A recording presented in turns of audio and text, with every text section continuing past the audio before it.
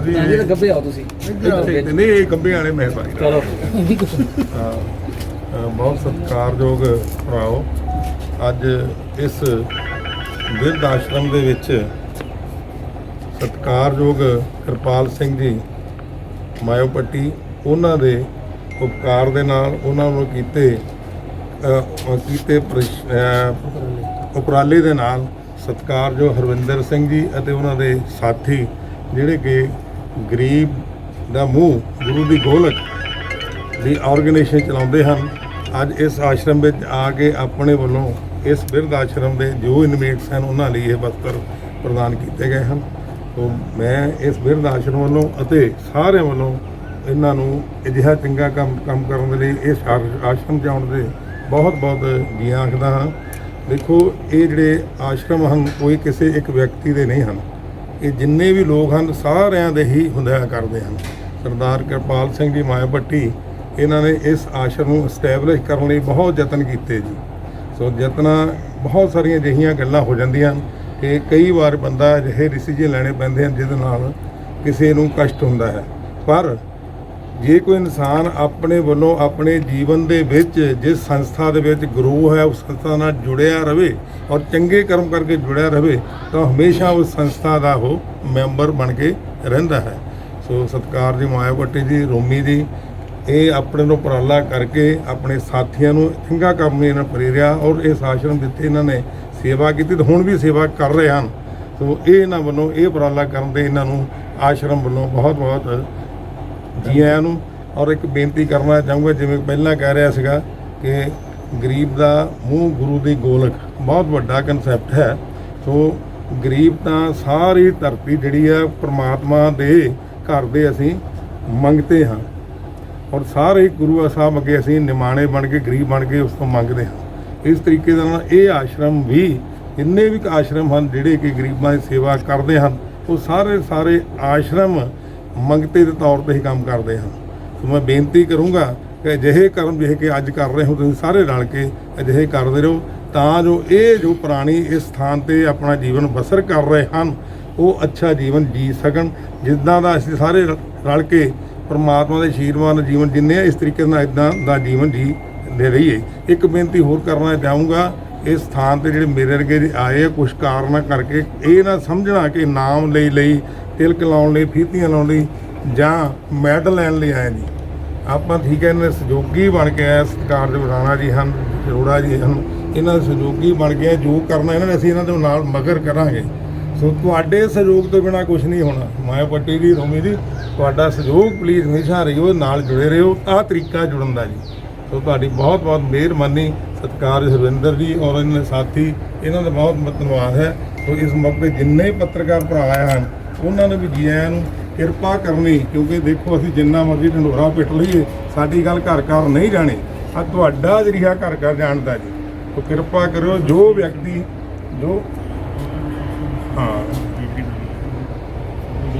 ਮੈਂ ਉਹ ਕਹਾਂ ਜੀ ਜਿੰਨੇ ਵੀ ਆ ਸਾਥੀ ਆਏ ਨਾ, ਅਜੀਤ ਸਿੰਘ ਜੀ ਮੇਰੇ ਬੜੇ ਭਾਈ ਗੱਲ ਕਰ ਰਹੇ ਸੀਗੇ, ਇਹ ਰਿਪੋਰਟਰਸ ਐਸੋਸੀਏਸ਼ਨ ਜਿਹੜੀ ਹੈ ਨਾ ਉਹਨਾਂ ਨੂੰ ਵੀ ਅਸੀਂ ਨਵੀਂ ਰਿਪੋਰਟਰ ਐਸੋਸੀਏਸ਼ਨ ਬਣਾਉਣ ਦੇ ਲਈ ਬਹੁਤ ਮੁਬਾਰਕ ਦਿੰਦੇ ਆ, ਵਧਾਈਆਂ ਦਿੰਦੇ ਆ ਔਰ ਪਰਮਾਤਮਾ ਕਰੇ ਇਹਨਾਂ ਰਾਹੀਂ ਗਰੀਬਾਂ ਦੀ ਔਰ ਜਿਹੜਾ ਦੁਖੀ ਹੈ ਉਸ ਦੀ ਆਵਾਜ਼ ਲੋਕਾਂ ਤੱਕ ਪਹੁੰਚੇ ਅਤੇ ਲੋਕ ਤੁਹਾਡੇ ਰਾਹੀਂ ਪ੍ਰੇਰਨਾ ਲੈ ਕੇ ਅਜਿਹੇ ਆਸ਼ਰਮਾਂ ਨਾਲ ਹਮੇਸ਼ਾ ਜੁੜੇ ਰਹਿਣ।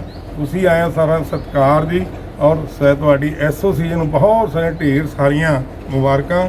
ਔਰ ਸਤਿਕਾਰ ਜੋ ਹਰਵਿੰਦਰ ਜੀ, ਉਹਨਾਂ ਦੇ ਸਾਥੀ ਭਾਈ ਸਾਹਿਬ ਮਾਇਓਪੱਟੀ ਜੀ, ਰੋਮੀ ਜੀ, ਇਹਨਾਂ ਦਾ ਬਹੁਤ ਦਿਲੋਂ ਬਹੁਤ ਧੰਨਵਾਦ ਆ ਔਰ ਇਹਨਾਂ ਦੇ ਚਰਨਾਂ 'ਚ ਬੇਨਤੀ ਕਿਰਪਾ ਕਰਕੇ ਤੁਹਾਡਾ ਆਸ਼ਰਮ ਹੈ। ਕਈ ਵਾਰੀ ਤੇ ਕਿਸ ਕੋਈ ਇਦਾਂ ਦਾ ਜਾਣੀ ਕਿ ਪੁਆਇੰਟ ਆਏ ਜਿੱਤੇ ਸਾਨੂੰ ਐ ਹੁਣ, ਪਰ ਜੇ ਦੁਬਾਰਾ ਕਿਤੇ ਮਿਲ ਜਾਈਏ ਤਾਂ ਫਿਰ ਮੇਰੇ ਖਿਆਲ ਸਭ ਕੁਝ ਭੁੱਲ ਜਾਂਦਾ। ਕਿਰਪਾ ਕਰੋ ਇਸ ਤਰੀਕੇ ਜੁੜੇ ਰਹੋ। ਤੁਸੀਂ ਪਹਿਲਾਂ ਸੇਵਾ ਕੀਤੀ ਆ, ਹੁਣ ਵੀ ਅੱਗੇ ਵੀ ਕਰਦੇ ਰਹਿਣਾ ਜੀ। ਬਹੁਤ ਧੰਨਵਾਦ ਜੀ ਤੁਹਾਡਾ।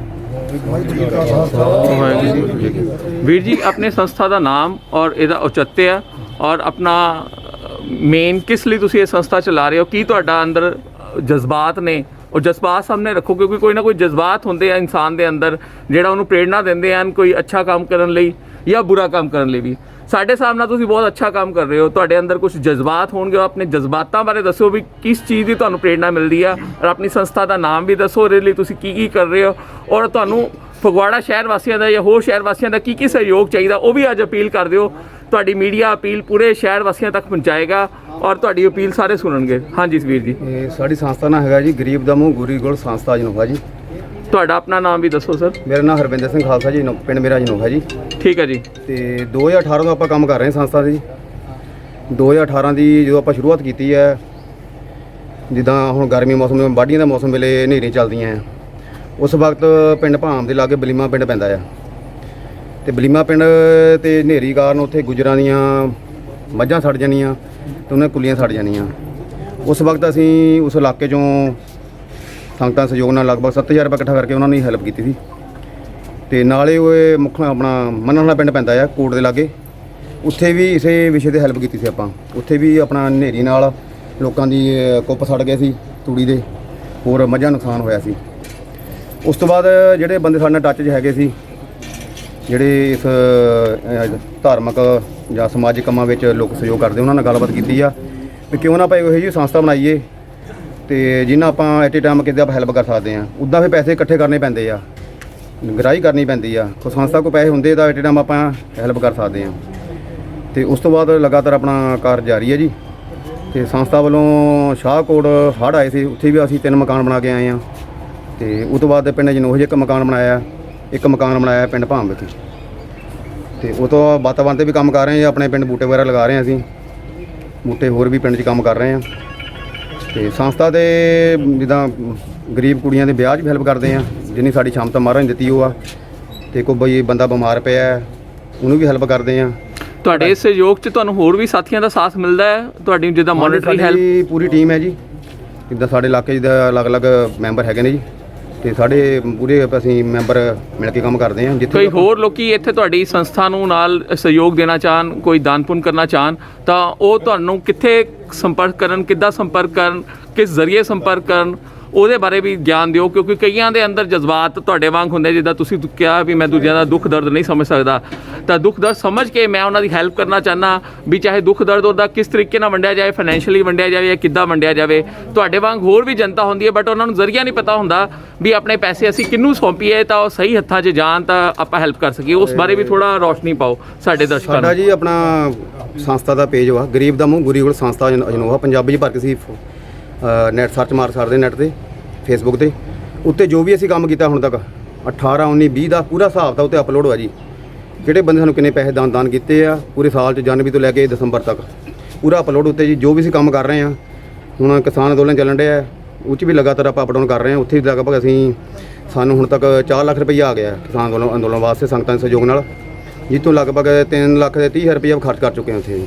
ਨਹੀਂ ਤੁਸੀਂ ਕੋਈ ਬੈਂਕ ਅਕਾਊਂਟ ਵਗੈਰਾ ਰੱਖਿਆ ਜਿੱਦਾਂ ਕੋਈ ਜਿਹਦੇ ਨਾਮ ਤੇ ਉਹ ਬੈਂਕ ਟ੍ਰਾਂਸਫਰ ਕਰ ਸਕਣ ਸਾਡੇ ਦਰਸ਼ਕ ਸੁਣ ਕੇ ਤੁਹਾਡੀ ਗੱਲ, ਜਾਂ ਕੋਈ ਆਪਾਂ ਕੋਈ ਚੈੱਕ ਕੱਟ ਕੇ ਦੇਣਾ ਪਊਗਾ ਉਹਨਾਂ ਨੂੰ, ਕਿੱਦਾਂ ਕਰਨਾ ਪਊਗਾ? ਕੋਈ ਮਤਲਬ ਤੁਹਾਡਾ ਲਿਖਿਤ ਰੂਪ ਦੇ ਵਿੱਚ? ਹਾਂਜੀ, 3 ਬੰਦੇ ਨਾਂ ਤੇ ਅਕਾਊਂਟ ਹੋਇਆ ਜੀ। ਠੀਕ ਹੈ ਜੀ। ਪਿੰਡ ਜਨੋਹੇ ਦੇ PNB ਬੈਂਕ ਵਿੱਚ ਜਨੋਹੇ ਵਿੱਚ ਵਾ। ਕਿਸ ਨਾਮ ਤੇ ਅਕਾਊਂਟ ਚੱਲਦਾ ਜੀ? ਅਕਾਊਂਟ ਫਿਲਹਾਲ ਸਾਰੇ ਬੰਦੇ ਨਾਂ ਤੇ ਜੀ। ਅਸੀਂ ਸੰਸਥਾ ਰਜਿਸਟਰ ਡਾਕੂਮੈਂਟ ਜਮ੍ਹਾਂ ਕਰਾਇਆ ਹੋਇਆ ਇਸ ਵਕਤ। ਠੀਕ ਹੈ ਜੀ। ਹਫ਼ਤੇ 2 ਹਫ਼ਤੇ ਸੰਸਥਾ ਰਜਿਸਟਰ ਹੋ ਜਾਣੀ ਸਾਡੀ। ਠੀਕ ਹੈ ਜੀ। ਤੁਸੀਂ ਆਪਣਾ ਇੱਕ ਵਾਰ ਨਾਮ ਔਰ ਫੋਨ ਨੰਬਰ ਸਾਡੇ ਦਰਸ਼ਕਾਂ ਨੂੰ ਦੱਸ ਦਿਓ ਤਾਂ ਕਿ ਫੋਨ ਨੰਬਰ ਤੇ ਉਹ ਤੁਹਾਡੇ ਨਾਲ ਸੰਪਰਕ ਕਰ ਸਕਣ ਔਰ ਜੋ ਵੀ ਇਹ ਹੈਲਪ ਕੋਈ ਵੀ ਕਰਨਾ ਚਾਹਵੇ ਕਰ ਸਕੇ। ਆਪਣਾ ਫੋਨ ਨੰਬਰ ਔਰ ਨਾਮ ਇੱਕ ਵਾਰ ਫਿਰ ਤੋਂ ਸਾਡੇ ਦਰਸ਼ਕਾਂ ਨੂੰ ਦੱਸੋ। ਮੇਰਾ ਨਾਮ ਹਰਵਿੰਦਰ ਸਿੰਘ ਖਾਲਸਾ ਜੀ, ਪਿੰਡ ਜਨੋਹਾ ਜੀ।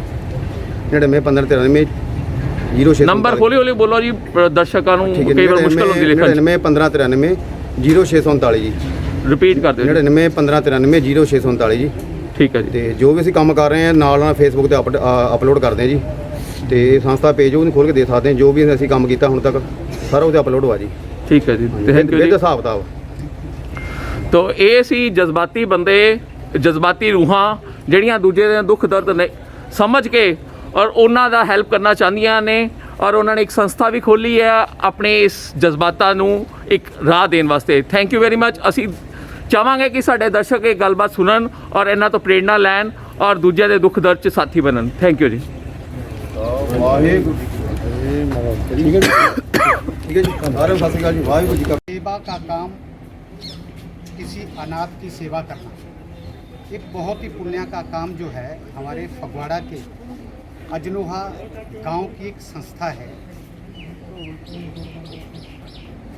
गुरु की गोलक गरीब का मुंह, इस संस्था के द्वारा समाज के बीच में बहुत ही अच्छे कार्य जो है वो किए जा रहे हैं। चाहे वो लड़कियों के विवाह की बात हो, किसी ज़रूरतमंद परिवार के लिए घर की व्यवस्था की बात हो, चाहे कोई अनाथ आश्रम हो, चाहे अंधक आश्रम हो, इस संस्था के द्वारा हर स्थान पर जाकर के तन मन और धन हर प्रकार से सेवा की जाती है। सौजन्या रिपोर्टर एसोसिएशन फगवाड़ा इस संस्था का हार्दिक धन्यवादी, और सभी ने मिलकर के सामूहिक जो वृद्धाश्रम है उसमें आकर के आज 500 मीटर कपड़ा जो है, जो यहाँ पर अनाथ के रूप में, वृद्ध के रूप में जो यहाँ लोग रह रहे हैं, बेटियाँ हैं, बच्चे हैं, बुजुर्ग हैं, उनकी सेवा में अर्पित किए हैं। मैं रिपोर्टर एसोसिएशन की ओर से यहाँ की कमेटी और मायोपट्टी जी, कृपाल जी, और उसके साथ साथ हमारे रोमी भाई साहब और भी इस आश्रम से जुड़े हुए सभी सेवादारों का, सभी मैनेजमेंट कमेटी का, और विशेष रूप से हमारे फगवाड़ा के स्तंभ मलकीत सिंह जी रघबोत्रा साहब, हमारे अरोड़ा साहब समाज सेवी, इन सब का हार्दिक धन्यवादी हूँ। और सभी लोगों से भी अपील करता हूँ कि जितने भी आश्रम हैं ये सब जनता के सौजन्य से, जनता के सहयोग से ही चलते हैं, और कोशिश हो सके तो बढ़ चढ़ कर अपने अपने परिवार की हर आदमी एक सोच रखता है, लेकिन जब किसी अनाथ की सेवा करने में जब अपना धन, अपना तन और मन लग जाए तो उससे बढ़ कर के दुनिया में बात कोई नहीं है। तो इसलिए बढ़ चढ़ कर के जो है इन ऐसे स्थानों में जहाँ कोई ज़रूरतमंद परिवार का व्यक्ति है, कोई बिछड़ा हुआ आकर के आश्रम में शरण ली हुई है, किसी भी प्रकार से जो है इन आश्रमों की सेवा जो है करनी चाहिए, और हमारी एक ये ज़रूरी ड्यूटी भी है। तो इन्हीं शब्दों के साथ मैं सभी सामूहिक रूप से जितने भी लोग यहाँ आए हैं, चाहे वो रिपोर्टर एसोसिएशन के लोग हैं, चाहे गुरु की गोलक जो कमेटी है उनके साथी हैं, इन सब का हार्दिक धन्यवादी हूँ। जय हिंद, जय भारत। जय सेवा।